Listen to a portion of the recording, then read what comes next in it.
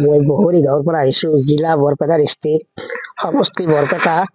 আজি 1 ঘণ্টামান ধৰি আমি লচিমা ব্লকত ৰখি আছো। মোৰ ঘৰত 3জন দিব্যাংগ ভাই ভনী, আৰু মোৰ ভনীটো প্ৰায় 4.5 বছৰ অৰুণোদয়, আৰু আমি 2জন আজি 4 মাহ ধৰি অৰুণোদয় পাম।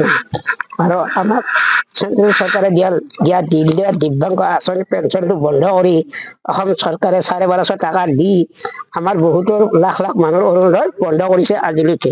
আৰু সৰুক্ষেত্ৰী ব্লকৰ উন্নয়ন খণ্ডৰ বাইদেউক এতিয়ালৈকে উপস্থিত আহি পোৱা নাই। আমি ৰখি আছো। ফোন কৰিছিল নেকি? ফোন কৰিছিলো, ফোন ৰিচিভ কৰা নাই। 3বাৰ ফোন কৰিছিলো। কিমানবাৰ ফোন কৰিছে? 3বাৰ ফোন কৰিছিলো, ৰিচিভ কৰা নাই। ৰিচিভ কৰা নাই। আপুনি কি ক'ব এতিয়া এনেকুৱা বিষয়? এতিয়া তেখেতে কিবা আছে, কিবা ফিল্ডত কাম কৰি আছে, মই কেনেকৈ কম? মইতো লাগ পোৱা নাই সাক্ষাৎ। আপোনালোকৰ নিচিনা মানুহক যে অৰুণোদয় নিদিয়ে, বন্ধ কৰিছে, কি ক'ব? সেইটোতো চৰকাৰে কোনো ভাল কাম কৰা নাই। আমাৰ দৰে মানুহক যদি অৰুণোদয় নিদিয়ে, জেনেৰেল মানুহক যদি দেই, বিকলাংগ মানুহে কি কৰিব? আৰু বিকলাংগ মানুহে এতিয়াও ৰাজপথত ভিক্ষা খুজি খাই আছে, আৰু ভিক্ষা খুজিবলৈ বাধ্যতামূলক কৰি আছে অসম চৰকাৰে।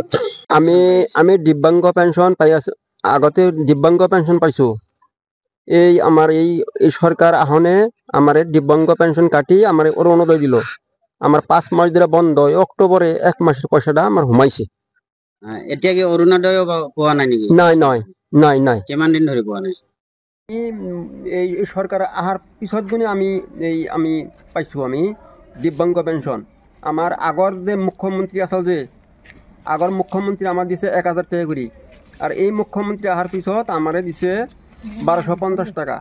আমার এই 5 মাস ধরে বন্ধ, এই অক্টোবরে আমি 1250 টাকা পাইলো। আজি ব্লকত আহিছিল, ভিডিঅ'ক লগ পাইছে না? নহয়, পাহা নাই, ভিডিঅ' নাই। আমি 1 ঘণ্টা ধরে আমি রোগী আছো। যিকোনো খবৰৰ বাবে যোগাযোগ কৰক 7099017330 লগতে 7099017110 নম্বৰত।